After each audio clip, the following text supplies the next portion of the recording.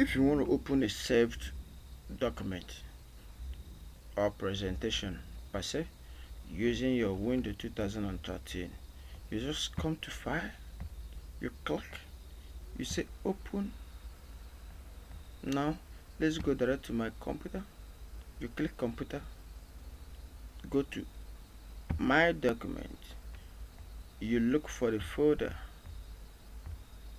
you click on the folder, you say Open. Now I have a work here. You click on the work, you could double click too, you click Open. Here is it. Now yeah, this is a work that is going on.